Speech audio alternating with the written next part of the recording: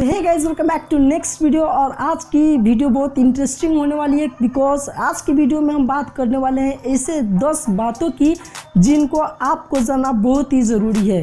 हाँ यार, बहुत सारे दोस्तों का माइंडसेट कुछ इस तरीके से होते हैं कि कॉलेज में एडमिशन लेने के बाद में और कॉलेज ज्वाइन करने से पहले फर्स्ट सेमेस्टर की क्लास शुरू होने से पहले उनका माइंडसेट कुछ दूसरा ही रहता है, जिसके कारण से वो अपना गोल अचीव नहीं कर पाते। मैंने इन बातों को एक्सट्रैक्ट किया है बहुत सारी रिसर्च के बाद। तो बहुत सारे दोस्तों को ऐसा कुछ माइंडसेट रहता है कि बड़ा कैंपस में एडमिशन हुआ है, बड़ा यूनिवर्सिटी में एडमिशन हुआ तो बहुत बड़ा पैकेज लगेगा, 30 लाख का पैकेज लगेगा। और छोटे कैंपस में एडमिशन हुआ है तो पैकेज ही नहीं लगेगा, जिसके कारण से वो अपना पढ़ाई में भी लूज कर देते हैं और प्लेसमेंट सच की नहीं लगती, राइट। तो ये सारे माइंडसेट्स है जिसको बदलना बहुत ज़रूरी है। तो यही सारे चीज़ों को मैं आज डिस्क्राइब करने वाला हूँ 10 पॉइंट्स में। तो अगर आपका कोई पर्सनल प्रॉब्लम है तो इंस्टा पे डीएम कर लो यार, इंस्टा का लिंक मैंने डिस्क्रिप्शन में दे रखा है। तो चलिए आज की वीडियो शुरू करते हैं।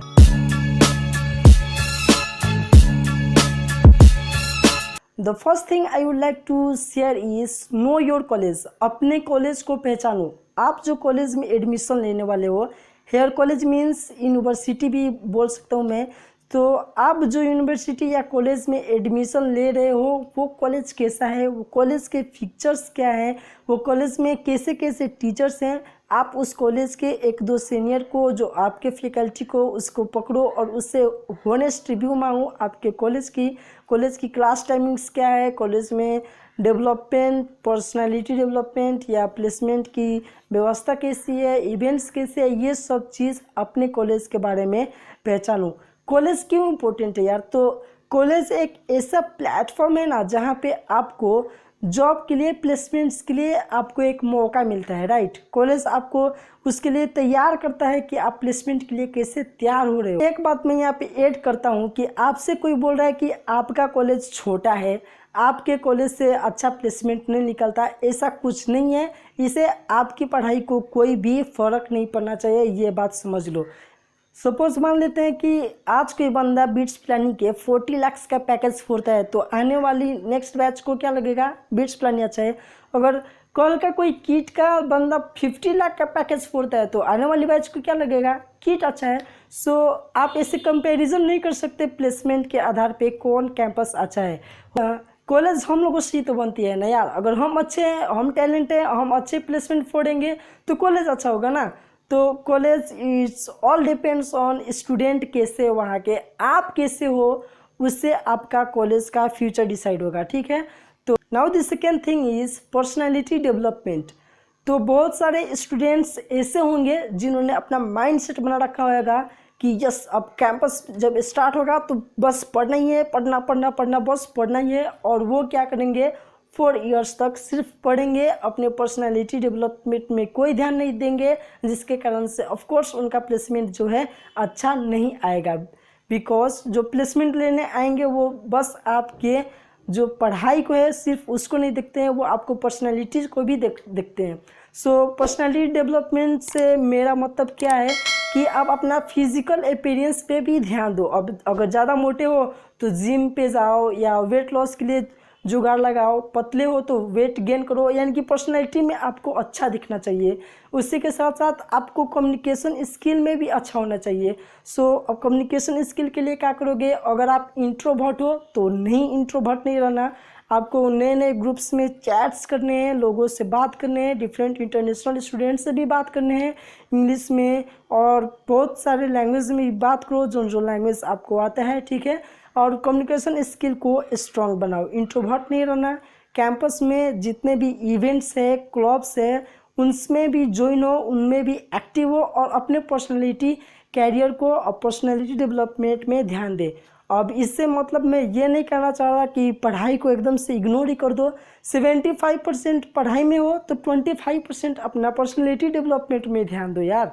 Personality development also matters in a good placement. Highest package के लिए आपको पर्सनालिटी डेवलपमेंट भी देखेंगे वो, ना कि सिर्फ आपके पढ़ाई को।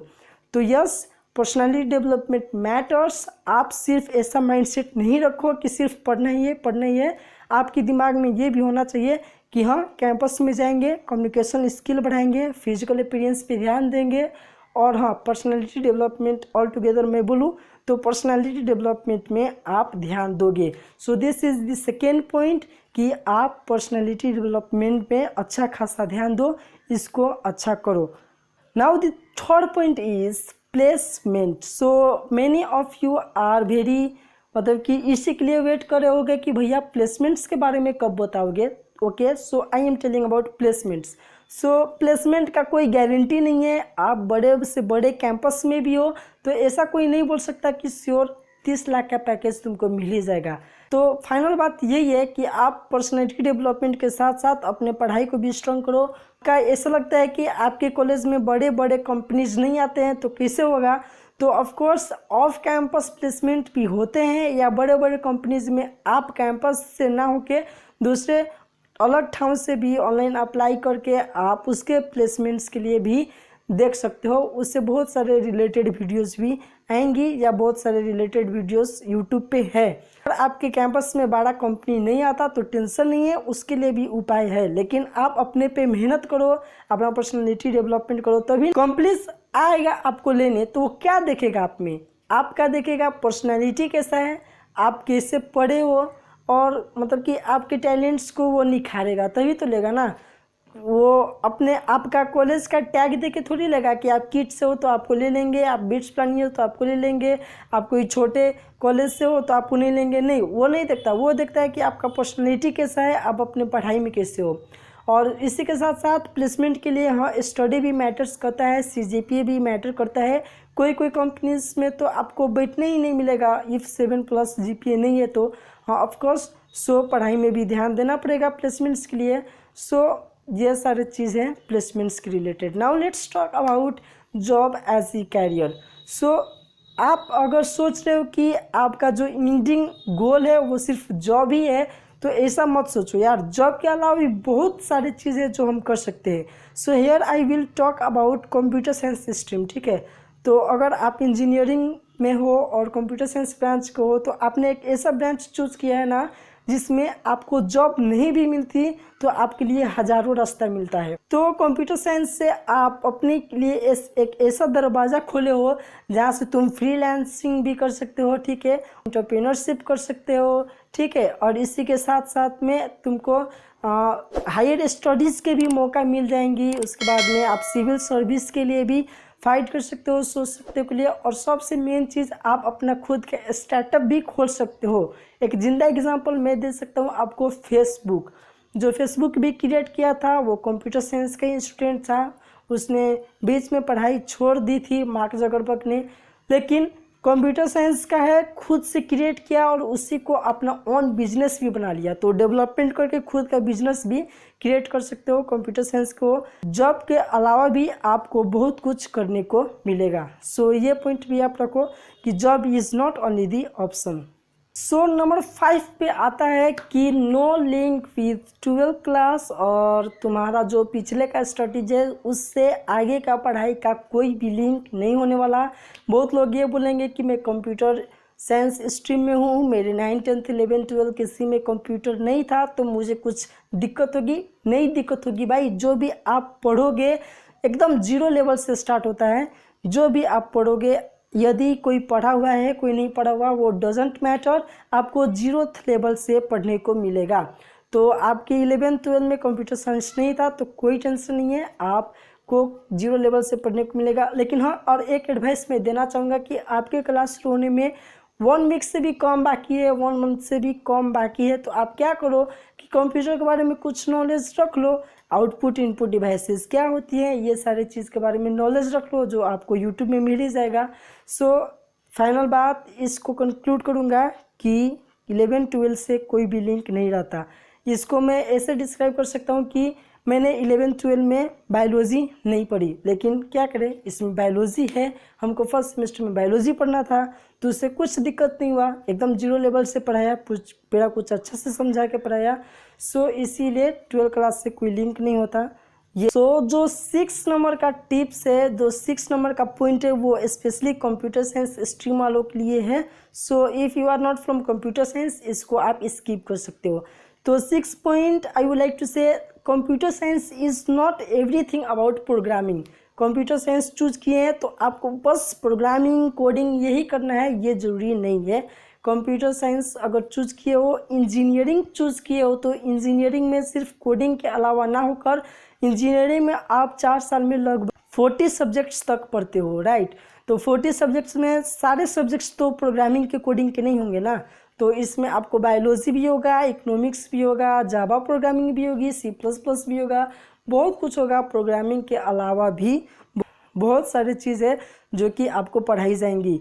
ऐसे सिचुएशन से आपको निकाला जाएगा, ऐसे सिचुएशन से आपको मतलब कि उससे पार कराया जाएगा जिससे आप अपने रियल लाइफ में फाइट कर सको, राइट। तो सी प्रोग्रामिंग में सिर्फ आपको कोडिंग प्रोग्रामिंग करना है, ये बात भी अपने दिमाग से निकाल दो। इसमें आपको बहुत सारे ऐसे सब्जेक्ट्स पढ़ने पड़ेंगे जो कि सिर्फ थ्योरी बेस्ड है और वो आपको लाइफ में काम लगे। जैसे प्रोफेशनल कम्युनिकेशन नाम का एक सब्जेक्ट था, उससे प्रोग्रामिंग का कोई लेना देना नहीं है, लेकिन फिर भी वो पढ़ाए जाते हैं ताकि आपका कम्युनिकेशन स्किल जो हो अच्छा हो। तो प्रोग्रामिंग भी ही नहीं होता, बहुत थ्योरेटिकल सब्जेक्ट्स भी होते हैं, तो ये बात भी है। The 7th number point is creative course. So ये क्रिएटिव कोर्स मतलब क्या कि बहुत सारे को ऐसा होगा कि बहुत सारे आपके जो फ्रेंड्स है वो होगा कि एडमिशन से पहले ही मतलब कि सी प्रोग्रामिंग लैंग्वेज ख़त्म कर चुके होंगे, कोई C++ ख़त्म कर चुके होंगे, राइट। तो बहुत सारे कोर्सेज अगर इसे कंप्लीट कर चुके होंगे तो आपके दिमाग में आएगा कि अरे वो लोग तो बहुत आगे निकल चुके हैं, बहुत कुछ जानते हैं, मैं उनसे कम्पीट कैसे कर सकता हूँ। तो ये बात भी आप अपने दिमाग से निकाल दो। क्रिएटिव कुछ अपना से करने का सोचो। अगर आपके पास 10 दिन 15 दिन या 1 महीना भी बाकी है तो आप स्टार्ट कर दो, अभी से ही पढ़ना स्टार्ट कर दो यार कोर्स के बारे में। अगर कोर्स नहीं पढ़ सकते, बहुत कम टाइम बाकी है, मतलब कि 5 दिन 1 वीक बाकी है, तो ये इंटरवल में आप कंप्यूटर्स के बारे में जानो। अगर आप CS स्ट्रीम से हो तो कि how computer works, how programming works, कैसे काम करते हैं प्रोग्रामिंग, उसके प्रोसेसर्स क्या हैं, ये सारे जो छोटी छोटी नॉलेज है ना, ये सबको आप गेन कर लो 1 वीक में। अगर आपके पास कुछ ज़्यादा टाइम है तो आप प्रोग्रामिंग लैंग्वेज सीखना स्टार्ट कर दो। हो सकता है आप हाफ ही सीख पाओ, लेकिन उतना तो आपको रिपीट हो जाएगा कॉलेज में, तो आपको उतना में तो एक्सेल प्राप्त हो जाएगा ना। तो हाँ, मैं ये कहना चाहता हूँ कि क्रिएटिव कुछ कोर्स करते रहो बैकग्राउंड में और कुछ एक्स्ट्रा नॉलेज भी सीखते रहो। अब जैसे कि वीडियो एडिटिंग का शौक़ है वो भी सीखते रहो 1 घंटा 2 घंटा निकाल के, ठीक है। अभी से जो आपका टाइम मिला है उसमें ऐसे ऐसे बहुत कुछ आप क्रिएटिव कोर्स कर सकते हो वो पाने की। तो फर्स्ट थिंग आप तो 12 कंप्लीट होना चाहिए, तभी आपको बैचलर में एडमिशन होगा, राइट। और दूसरा चीज़, मैं एक क्लिप चलाता हूँ 3 इडियट का, वो देखो। पता है मैं फर्स्ट क्यों आता हूँ? क्योंकि मुझे मशीनों से प्यार है। इंजीनियरिंग मेरा पैशन है, पैशन। आप ये क्लिप देख के समझ ही गए होंगे कि मैं कहना क्या चाहता हूँ कि आपको ज़रूरत किस चीज़ की है, ठीक है। अपने इंटरेस्ट अनुसार अपना पढ़ाई चूज करो और उसमें अपना जी जान लगा दो, बस और कुछ नहीं। And is stick to 1 programming language. अगर आप CS स्ट्रीम से हो तो एक ही प्रोग्रामिंग लैंग्वेज पे अपना बहुत एक्सेल बनाओ। मैं ऑफकोर्स कहूँगा कि C और C++ में बनाओ। C से बहुत कुछ ज़्यादा, C++ में एक्स्ट्रा उप्स का कॉन्सेप्ट होता है, बाकी सब तो यही है। तो C में अपना एक्सेल करो। C एक बेस प्रोग्रामिंग लैंग्वेज है जिसमें आपको बहुत कुछ होगी पढ़ने के लिए, तो आप C को कमांड करो और उसके बाद में C++ को कमांड करो। एक ही प्रोग्रामिंग लैंग्वेज में टिके रहो। ऐसा नहीं कि कोई दूसरा बंदा जावा कर रहा है, पाइथन कर रहा है तो आप पाइथन पे चले गए, तो ना C++ पूरा हो पाएगा, ना पाइथन पूरा हो पाएगा, ना जावा पूरा हो पाएगा। सब में थोड़े थोड़े करके आप किधर के भी नहीं रहोगे। तो स्टिक टू एक programming language, C++, Python, Java कोई भी चूज कर सकते हो। I hardly recommend you to choose C++, जिस पे आप टिके रहो। आप इस प्रोग्रामिंग लैंग्वेज में ऐसे एक्सेल करो खुद को कि कोई भी प्रॉब्लम हो आप इससे कर पाओ। ऐसा नहीं होना चाहिए कि ये प्रॉब्लम को आप C++ में कर पा रहे हो और पाइथन भी सीख रहे हो तो पाइथन में नहीं कर पा रहे हो। तो 2-3 लैंग्वेज नहीं सीखो, एक पे टिके रहो, सारे प्रॉब्लम्स को उसमें सॉल्व करो, उसमें एक्सेल करो खुद को। और मैंने C++ का है तो कुछ सोच समझ के ही कहा है, तो C++ से ही आप सारे काम करो। बाकी प्रोग्रामिंग लैंग्वेज भी सिखाई जाएंगी। इसके साथ में DSA तो हेले है, DSA is data structure algorithm, ये एक दूसरा टॉपिक है, इस पे हम बाद में बात करेंगे, लेकिन हाँ आप एक प्रोग्रामिंग लैंग्वेज पे ठीक ही रहो। 10th and final one is find your interest. ऐसा नहीं है कि आप कंप्यूटर साइंस पढ़ रहे हो या कोई भी आप स्ट्रीम पढ़ रहे हो उसके बाद में आपको सिर्फ सॉफ्टवेयर इंजीनियर का ही जॉब मिलेगा, वैसा होने नहीं चाहिए।